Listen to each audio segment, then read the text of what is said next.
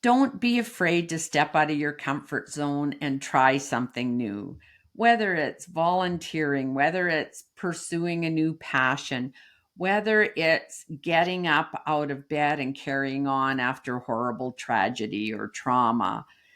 It's just doing something, and it's amazing how life can and probably will unfold because we only have our one chance to be here, and it's up to us to make the best of it. So, and really value our family and friends and communities. Alrighty, it is time to stop hitting snooze and awaken to a life worth being, the fun and inspiring podcast that dives deep into what makes life truly fulfilling. I'm your host, Sue Willoughby, a self-proclaimed badass transformational life coach for women over 40. Join me as I explore the extraordinary journeys of ordinary people who've transformed their lives from the inside out. Tune in weekly to uncover the secrets to smashing through your perceived limits and creating a life that's not just well lived, but totally worth being. Hello and welcome to A Life Worth Being. This week on A Life Worth Being, I am honored to have Debbie McCullough. Is it McCullough or McCullough? Yeah, we say McCullough. It's spelled OCH, but it is just McCullough. Perfect. I'm honored to have Debbie McCullough with us today.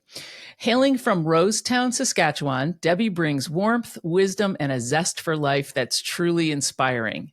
After an impressive 40-year career as a community pharmacist, where she even served as president on both provincial and national pharmacy boards, Debbie has embraced a whole new chapter. Now she is the heart and voice behind the Older and Bolder podcast. She shares stories of women over 50 embracing their later years with grace and enthusiasm. Beyond the mic, Debbie fills her days with family, learning Spanish, volunteering, and cheering on her grandsons from the sidelines. Please join us as we dive into her journey of living and aging with purpose and joy. Debbie, welcome to the show. Thank you for having me, Sue, and thank you so much for that lovely introduction. That was My pleasure. very generous of you. So, I'd love to know 40-year career as a community pharmacist. Now you're in Saskatchewan, so what is a community pharmacist? So it's your local drugstore. Oh, So okay. so as opposed to a hospital pharmacist or somebody working in research, we call ourselves community pharmacists. So we're the person you see behind the counter in your local Gotcha. drugstore talking to patients every day. Okay. I didn't know if there was some difference between, Canada and the US, but cool. Okay. So 40 years is a really long time. And I know that, was it a fulfilling career for you?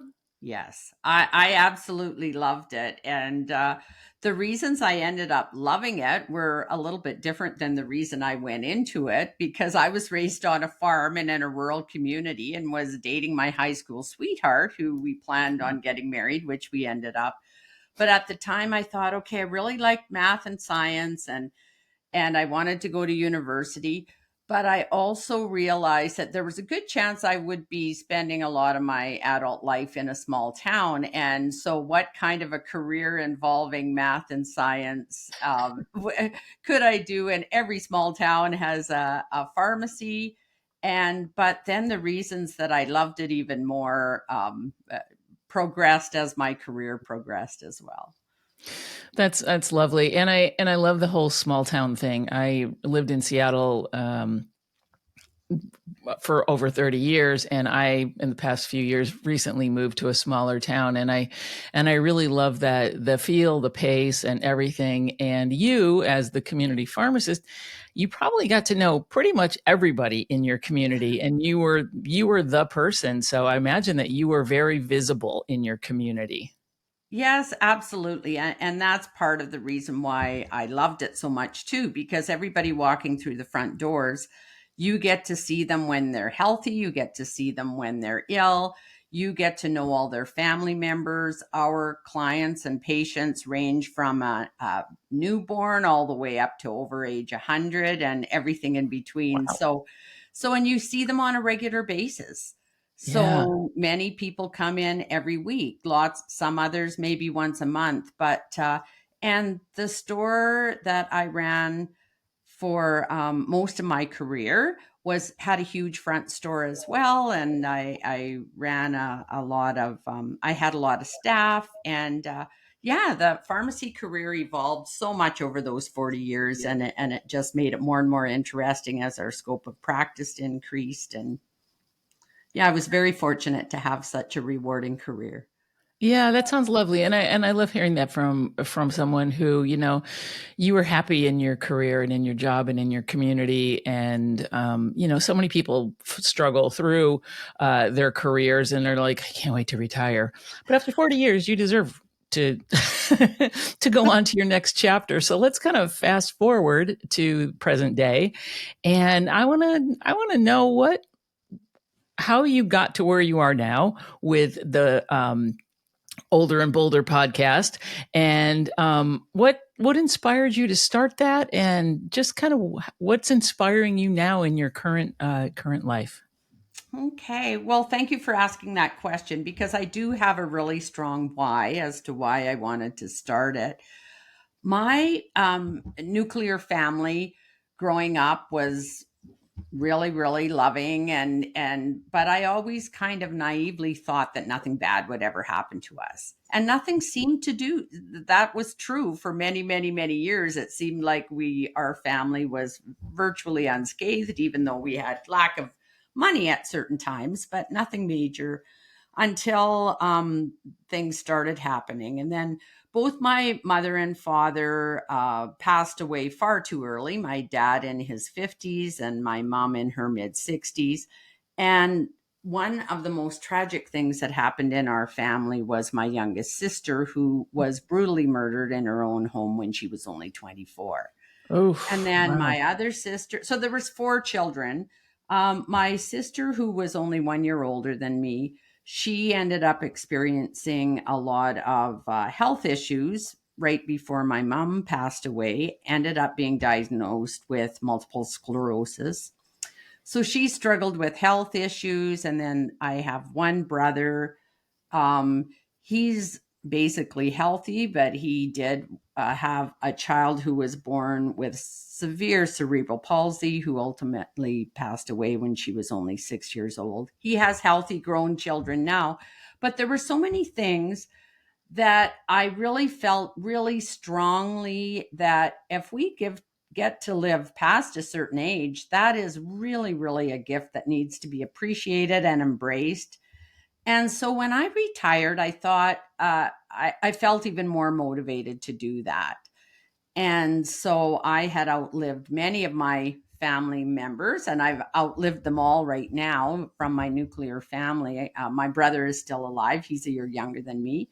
But and so I always enjoyed speaking and I enjoyed meeting new people and I loved listening to podcasts. So I kind of put all those things together and thought, maybe I could just look into this as a hobby and interview people. And I ended up narrowing in on women. I just felt more comfortable having the back and forth with women. And it evolved from there. And actually, when I first started it, my husband, I was still married at the time. I'm a widow now, but he was very supportive. But then he became very, very ill with cancer. And so I put the whole project on the back burner for a while, for a period of time while he was very ill. And then he did pass away in August of 2022. And within a few months after that, I felt a really strong urge that this is something I should do. And it almost made me more passionate about it. He was 67 years old when he passed away. That this is a message I want to spread.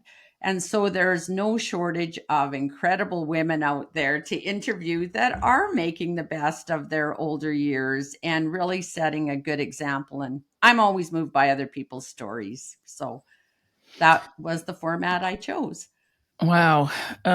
First of all, I want to appreciate the depth and breadth of trauma and loss that you have suffered in the past several years, or over the, when you're going along and everything seems fine, and then the bottom just sort of falls out, and you're still working your career and being that face in your community while you're dealing with all of that. And so that's a lot to deal with, to come back from, to not feel and I don't get a sense at all that you have any kind of victim mentality, or that, I mean, tell me a little bit about how you maintain a sense of resilience through trauma and loss and grief.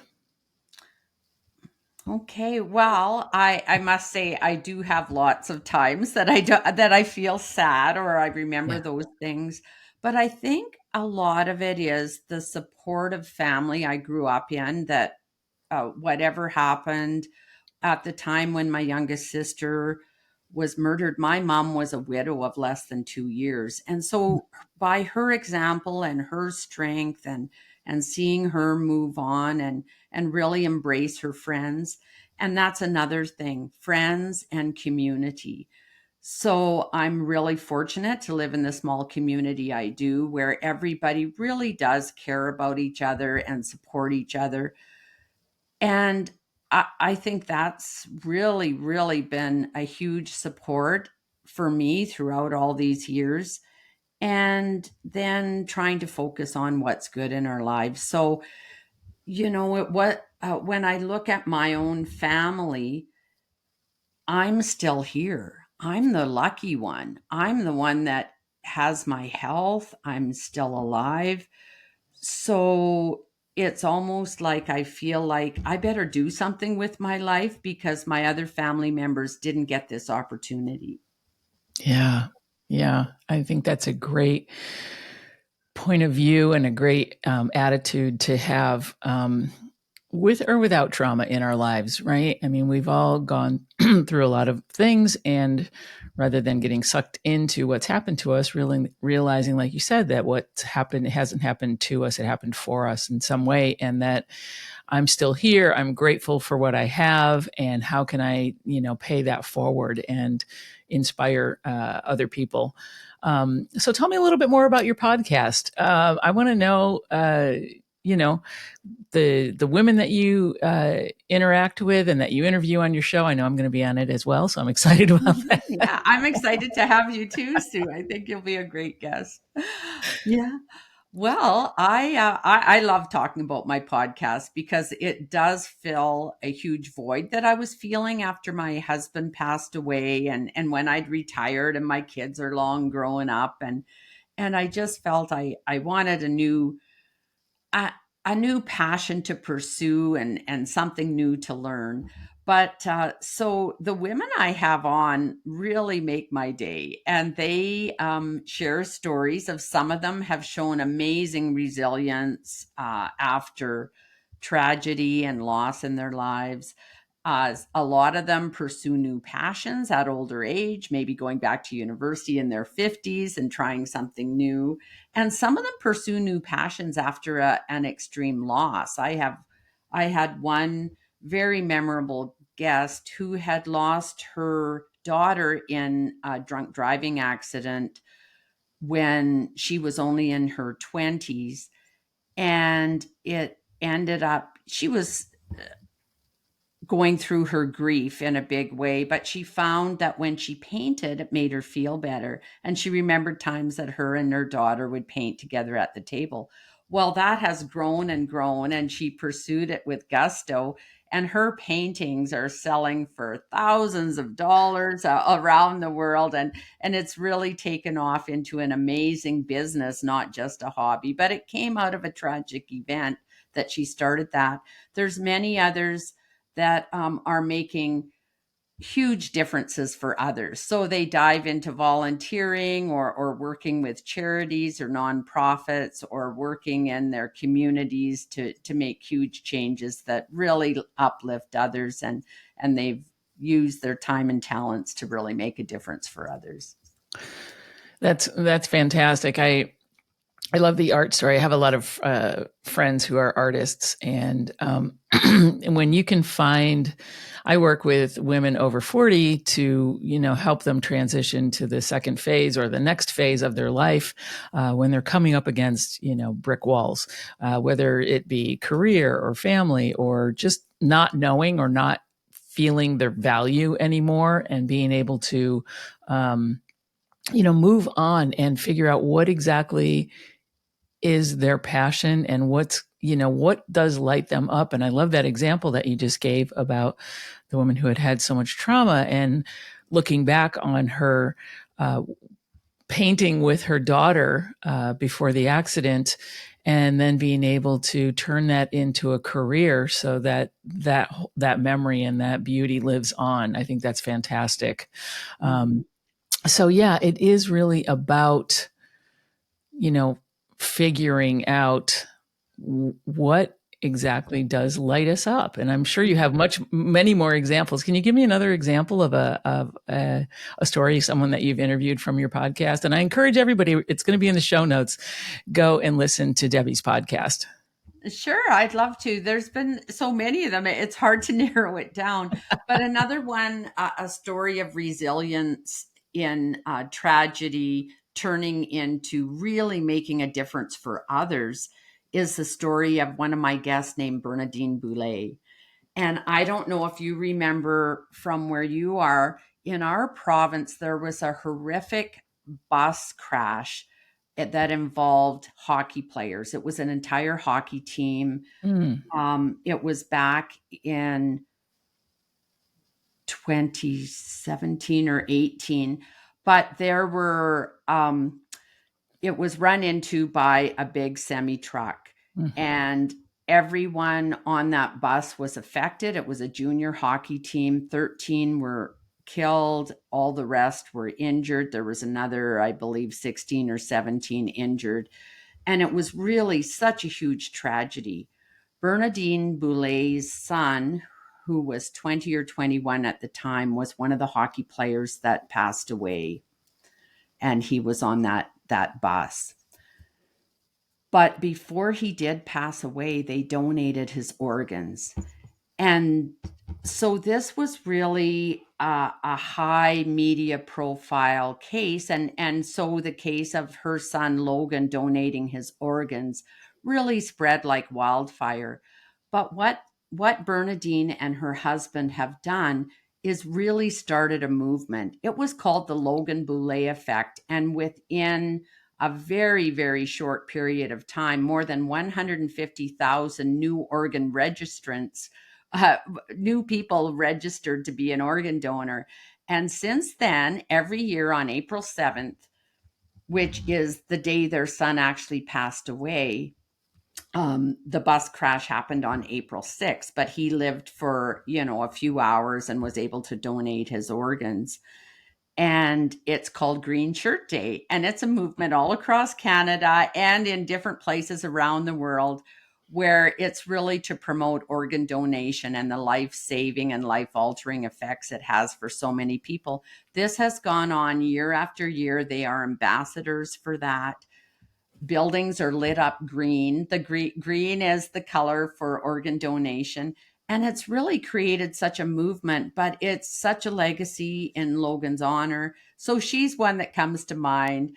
And then I have others that just pursue new passions, start modeling when they're 60 years old. Not too long ago, I interviewed a lady named Alice that lives here in Saskatchewan in our in a city here, and she is a yoga instructor. She's 78 years old, teaches 7 fitness classes a week. And she didn't get certified until she was in her 70s and began that. she went skydiving for her 60th birthday, and not tandem skydiving. She did it on her own, jumping out of the plane. So she's just a fireball of activity, and it is so refreshing to see. I believe I listened to that episode on your podcast because when you talked about the skydiving, I was like, Mhm. "Oh yes, I remember her. She she is a fireball for sure." Yeah, she is. I love hearing these stories because, as I said before, I think so many women, and I don't know what your experience is, but when they reach a certain age and their children have left, they've got the empty nest, or their career, they retire, or they're getting ready to retire, but they're not ready to retire. I was talking to a friend the other day who sold two really successful businesses after almost 40 years in business and so forth, and was enjoying quote unquote her retirement. She's like, you know what? I don't want to retire. I need to do something. I need to be active. I need to be, involved and doing things. I'm not just skiing or biking or whatever. While that's fun, right? I still feel like I have so much that I want to give. And I think a lot of women, get to a place in their lives where they're like, well, and some people, like my friend, are just like, yeah, let's keep going. Or like the woman that you mentioned, the 78-year-old yoga teacher, right?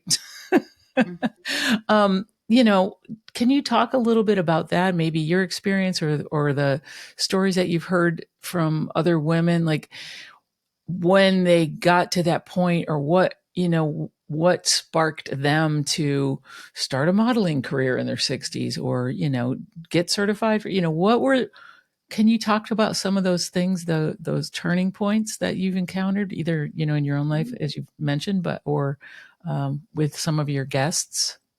Yeah, absolutely. I think there's a lot of things that propel women to want to really do something. And one thing, it can be a little bit of urgency. All of a sudden, when we look at how many years we've lived and how many we likely have left to live, it's like, well, if I ever want to try this, I better do it now. And the thing is, in our careers, when we've hit a certain point and got to where we wanted to and had fulfilling careers, we kind of have that feeling where we know it's time to retire, but it doesn't mean we want to retire to rest and relaxation, although we can have more of that if we want, but a Right. combination of things. And I think with so many women too, they want to still feel relevant. And there's nothing more exciting than learning something new and knowing you can actually do it, regardless of your age. So I think what holds some people back is fear, being afraid that we might look ridiculous, or we might not succeed, or it's going to be too hard. And but the thought that maybe I can, and I think to the thought that if it doesn't work out, I'll just stop doing it and try something new. But it does give us all a reason to get up in the morning and really try to see what we are still capable of doing and how we can make a difference, or different reasons to get up. And I think too, in my case and in other people's, when they see other people their age or younger that are no longer with us or not capable of doing a lot of things, because we've all seen people where it that happens, or all of a sudden there are health issues that prevent them from doing certain things, but it doesn't mean they can't pivot and do something else. And the women that have really been so inspirational for so many and have such fulfilling lives have looked at what they still can do, even if there are limitations with some other things. Most of us at our age are never going to be Olympic athletes anymore, or some of those other things. But there's still so much we can do and we can learn, and learning new things is so exciting. So I think there's various reasons, but those are some of them that I've heard from my guests, and that I feel strongly about for myself as well.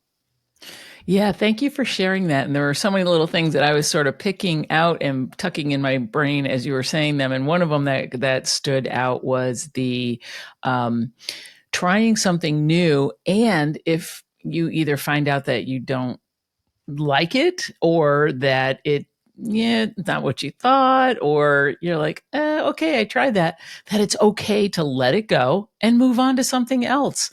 I think sometimes, people think that, it's like with a career, it's like, oh, I'm going to have to do this for the rest of my life. You don't have to, right? You can pivot, you can do something different.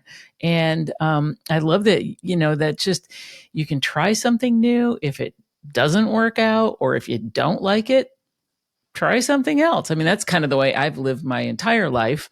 But I think that's really important for people to remember. And also, like you said, seeing more women of a certain age as role models. It used to be like TV commercials and magazine ads and all that kind of stuff, right?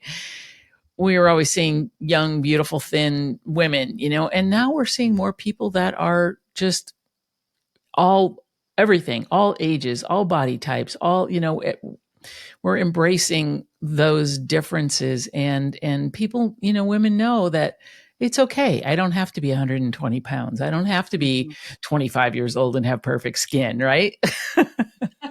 I totally agree with you, Sue. And that's the thing. We can still be relevant and contribute and yeah, have a very fulfilling and rewarding and a life that's making a difference for others and contributing to our communities at our age. And we don't and I think often when we're at older age, over 50 is what I focus on with my podcast, is that often we don't worry as much about being judged by others. And that's a very freeing feeling. So in our 20s and 30s, I think that is quite often the case where we feel if we don't mother a certain way, we'll be judged, or if we don't look a certain way, we might be judged, or if we aren't making enough money, or those kinds of things. Whether people are judging us or not, I think we all have those kind of feelings. And I think as we are older, it's kind of freeing that we don't care as much Mhm. about people judging us, and that we realize people are going to judge us and their opinion is only their opinion, and we're the ones that are starring in our own lives. So Yes, absolutely. 1000%. You hit that nail right on the head. I think the other thing, too, I noticed that the older I get, the less I filter what I'm saying. I don't know if that's good or bad sometimes, but I've always been pretty upfront and honest with people. But yeah, you're right. I mean, I think when we were talking about fear, keeping people from doing, or women doing what they want at a certain age, judgment is huge, and you start to let go of those things, like you said, where who cares if I want to be a yoga instructor at 75 or 78 or whatever? Who cares, right? I'm having fun. I'm doing what I want. I'm doing what fills me up, what makes me feel good. And yeah, you're going to go through a little bit of that. Oh, I don't know. What if I look like a complete idiot, and I think we realize whatever anyone does, there are going to be some out there that are going to criticize, but there are others that can be huge fans as well.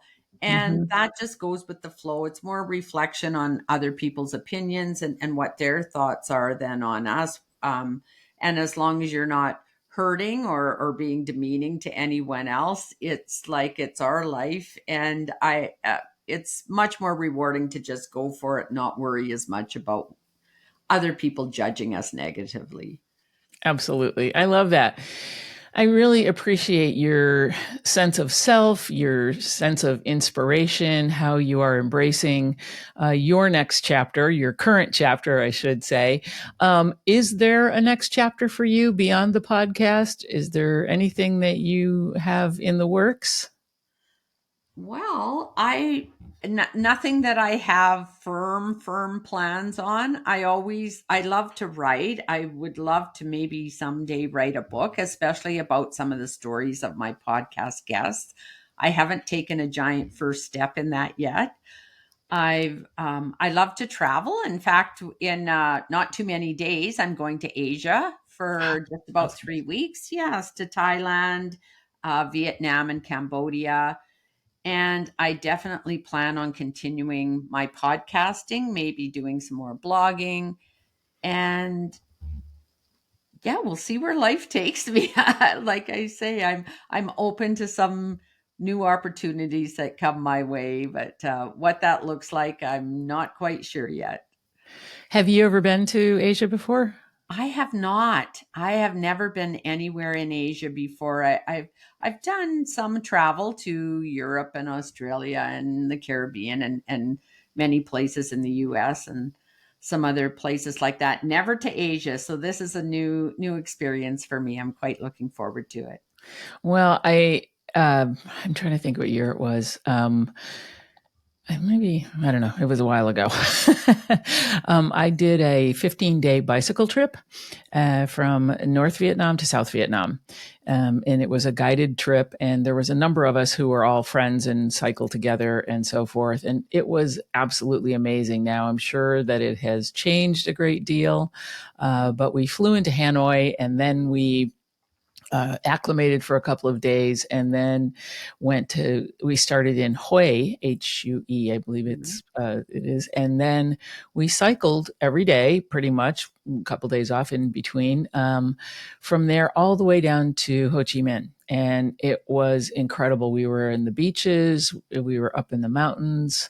And I mean, and the people were so beautiful and so gracious, and it was an amazing trip. And being on a bicycle is different than, we would always get passed by the tour buses and stuff. But it was incredible because, we would be riding along in like a pace line, and the little kids would just like run out of their schools and run out of their houses and just run out. And, they'd hold out their hands so you could slap their hands as you went by. And they're like, hi, hi, hi. And it was so fun because they wanted to share what little English that they knew. So it was very funny. This is just a quick story. I pulled into a rest stop, and my friend Carla was there. And so I'm 5'10". My friend Carla is 5'10", blonde. I had dark hair at the time. And another friend of mine is also around 5'10" and a redhead.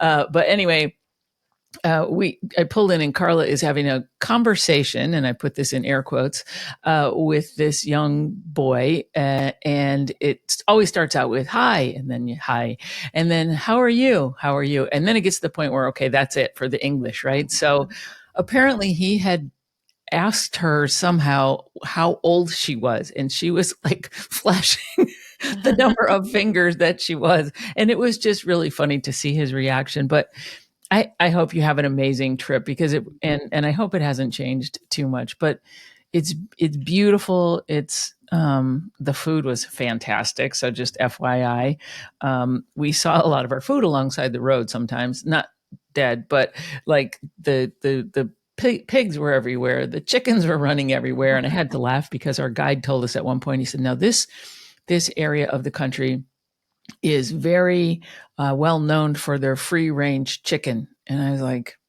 I have not seen a chicken in a cage. They're all free range. So it was so fun. It was so fun. And the cities are amazing. The markets are incredible. So yeah, I'd love to touch base with you when you get back. I would love to hear Oh, for about your sure. experience. You've made me even more excited for my vacation. So, but yeah, and anyone I've talked to that has been to Vietnam just really gives it rave reviews. So, and your trip sounds like it was absolutely Yeah, amazing. it was incredible. It was incredible. Not and I think it was funny that, like I was people carry incredible things on their scooters, because most people don't have cars. There's scooters everywhere. And especially when you get in more of the urban areas, that it's like crossing the street is like the game of Frogger. If you remember that, like early on, where you like kind of Yeah. go, just go and hope for the best, right? They'll go around you. But I would see, scooters with like 5 or 6 people on them, that had the whole family on the scooter. I saw one guy one time, he had 3 or 4 ducks strapped together that he was taking to market. on each side of his hanging off his handlebars. I actually saw a guy with a water buffalo in the back of his scooter one time. So it's fun. And you're going to see all kinds of amazing things, but I loved the markets. They're incredible. So yeah, I'd love to touch base. Okay. Well, thanks for sharing that, Sue. That makes me even more excited. Yes. Good. Well, as we wrap up, is there anything that, from your experience personally and with your interviews with your guests, what are a couple of things that you can just tell women out there that you've learned and that you'd like to pass on to women in their midlife heading into their second phase? That's a good question. And I'm trying to think of what the best advice would be. I have so many guests that inspire me all the time. And I think just don't be afraid to step out of your comfort zone and try something new, whether it's volunteering, whether it's pursuing a new passion, whether it's getting up out of bed and carrying on after horrible tragedy or trauma.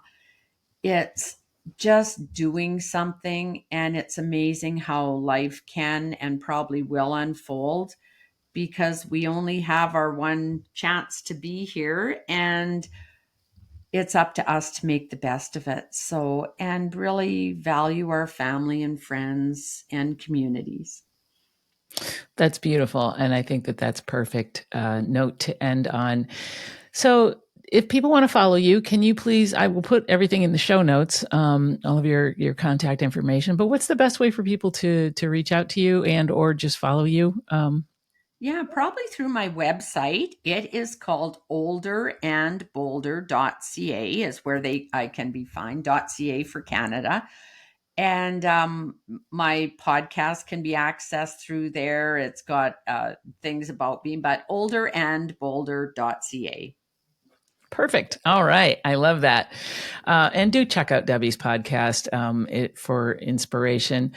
If you loved today's episode, and I'm sure you did, please pass it on to a friend who you think would find it inspiring. Give us a rating, review the podcast. That's how we stay on the air, right, Debbie? Exactly. These are usually passion projects. Yeah. So please go out there, inspire someone else, get inspiration from someone else, and don't be afraid to live a life worth being. Thank you so much, and I will see you next week. And thank you so much for having me, Sue. And I really look forward to our interview where you're on my podcast, Older and Bolder. Thanks again. Absolutely. Thank you, Debbie. Take care.